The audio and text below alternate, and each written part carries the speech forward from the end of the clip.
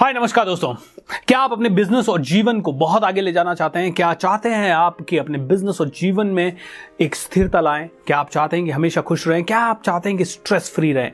क्या आप चाहते हैं कि ज्यादा से ज्यादा अपना नाम कमाएं? क्या आप चाहते हैं कि सच में उस लेवल का बन जाएं जहां पे कि आपको अपने ऊपर गर्व हो और लोग भी आपको एक रोल मॉडल की तरह लेना लगे? अगर हाँ दोस्तों, तो इस वीडियो में जो छोटे छोटे टिप्स दे रहा हूं वो बहुत इंपॉर्टेंट है। और ये सारे टिप मैंने लिए हैं धर्म गुरुओं से, ये सारे टिप मैंने लिए हैं स्पिरिचुअल लीडर्स से ही, और ये स्पिरिचुअल लीडर्स आपको सच में जीना सिखा सकते। दोस्तों यहाँ पे मैं बात नहीं कर रहा कि आप इस लीडर को फॉलो कीजिए या उस लीडर को फॉलो कीजिए, या ये धर्म अच्छा है या वो धर्म अच्छा है, या यहाँ पे मैं कोई भी ऐसी बात नहीं कर रहा। मैं सिर्फ ये कह रहा हूं कि आप और मेरे जैसे इंसानों को इन लीडर्स से, इन स्पिरिचुअल लीडर्स से जिनके 4-4, 5-5 करोड़ फॉलोवर्स हैं, इनसे सीखना पड़ेगा।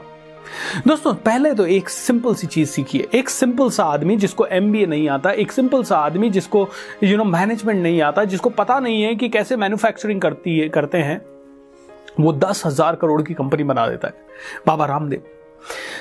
दोस्तों एक सिंपल सा, साधारण सा दिखने वाला व्यक्ति जो एक आप ही और मेरे जैसा सिंपल सा आदमी है, बस नॉलेज अच्छी लेता है और धीरे धीरे अपनी जिंदगी को आगे बढ़ाता है, और आज आर्ट ऑफ लिविंग जैसा ऑर्गेनाइजेशन बना देता है जिसका 4.5 करोड़ तो सिर्फ वॉलंटियर है पूरे विश्व में, और देखा जाए तो 150 से ज्यादा कंट्रीज में छोटे मोटे बड़े सेंटर्स हैं। दोस्तों कैसे सदगुरु इतने पावरफुल बन गए? दोस्तों कैसे मुरारी बापू, किरीट भाई या बहुत सारे लोग इस लेवल पे पहुंच गए जहां वो जाते हैं लाखों की भीड़ लग जाती है। और ऐसे पता नहीं अनगिनत कितने ही लोग आए, कहां से तो आए बिल्कुल, एंड आज इस लेवल पे है जहां पे कि हजारों उनके आश्रम है, हजारों बीघा जमीन है, लाखों फॉलोवर्स हैं, एंड पैसा भी अच्छा खासा है, सब कुछ अच्छा है उनकी जिंदगी में।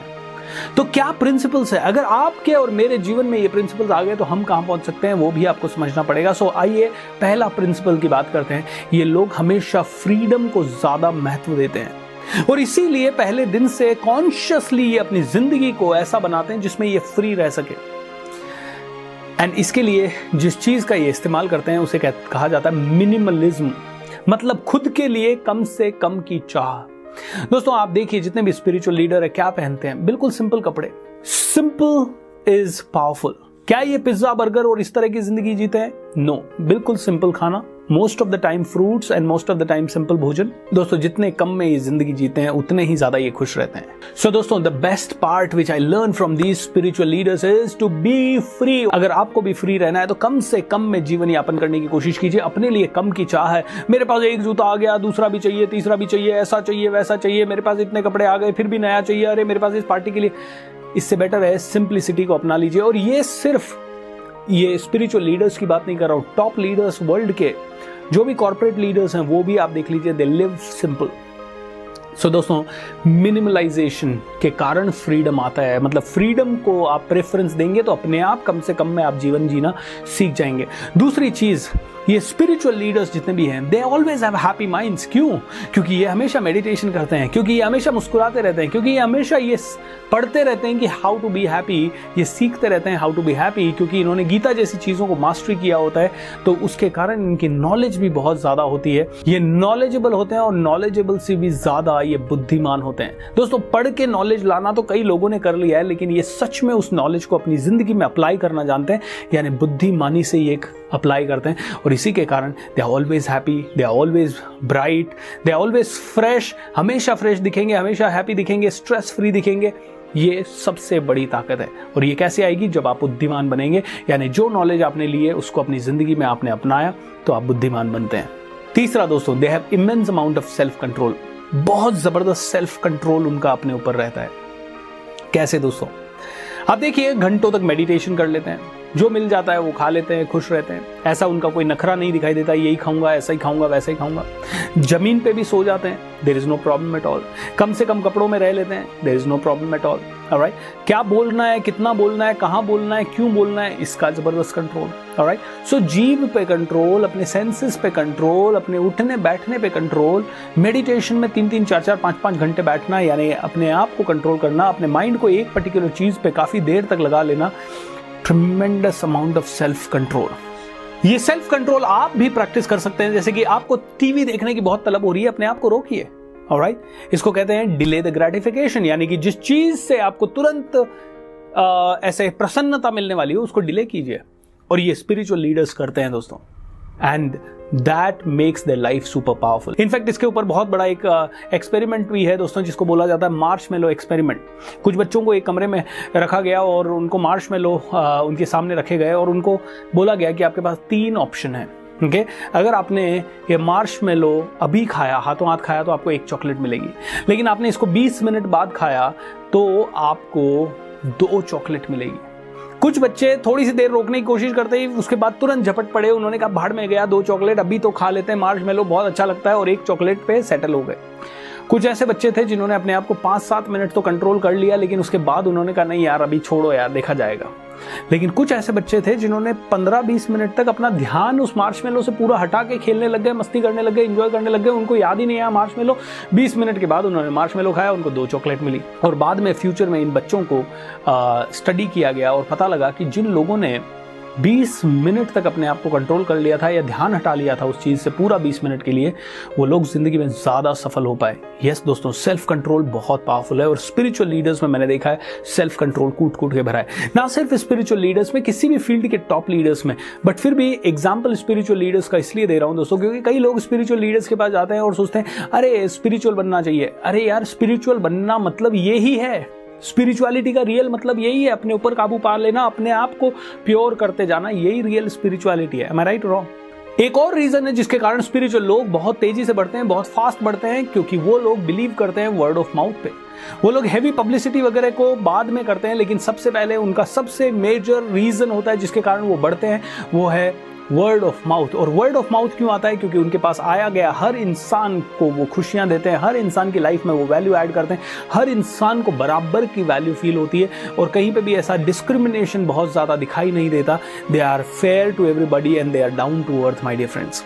वो डाउन टू अर्थ भी है, फेयर भी है और सभी के लिए समान है, और इसी के कारण हर आदमी को फील होता है अरे मेरे लिए हैं ये गुरुजी, अरे ये गुरुजी मेरे लिए हैं और मेरे साथ जुड़े हुए हैं। दोस्तों, अगर ऐसी क्वालिटी अगर हमारे अंदर या किसी भी बिजनेस लीडर के अंदर आ जाए तो वो भी अपने बिजनेस को किसी भी लेवल पे ले जा सकता है।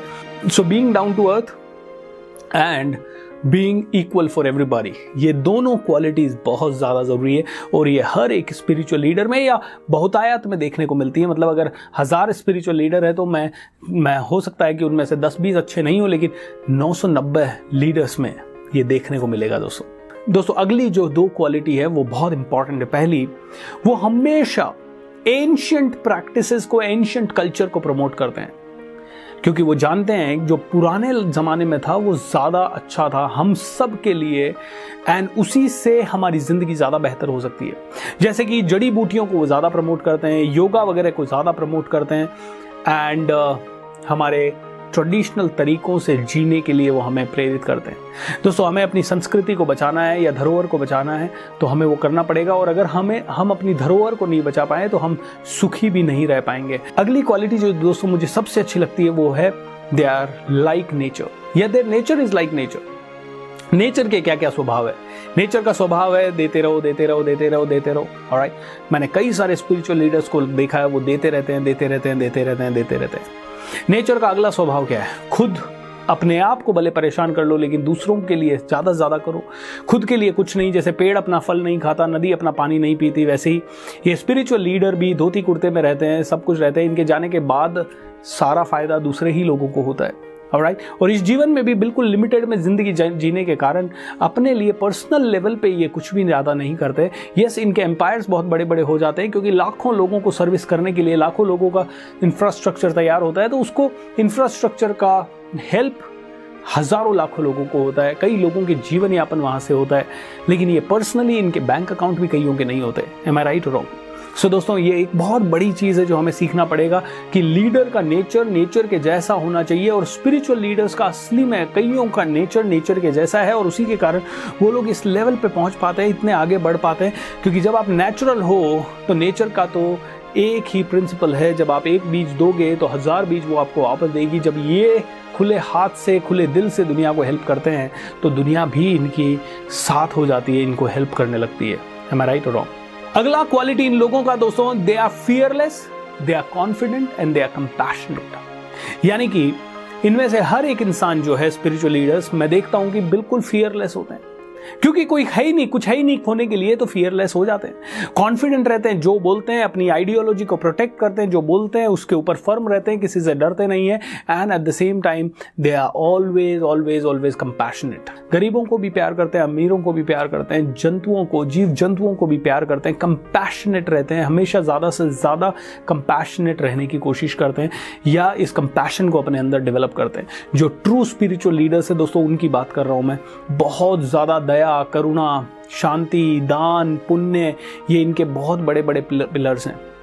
ऑलराइट, कई लोग कहते हैं स्पिरिचुअल गुरुज आजकल बहुत अच्छा बिजनेस बना रहे हैं, बहुत बड़ा बिजनेस बना रहे हैं। अरे दोस्तों, बिजनेस नहीं बना रहे वो लोग ही। जब ये करोगे, आप ज्यादा से ज्यादा लोगों पे दया करोगे, ज्यादा से ज्यादा दिल से दोगे, अपने आप लोग आपके साथ जुड़ते जाएंगे, अपने आप ऑर्गेनाइजेशन बनते जाएंगे, अपने आप पैसा आता जाएगा।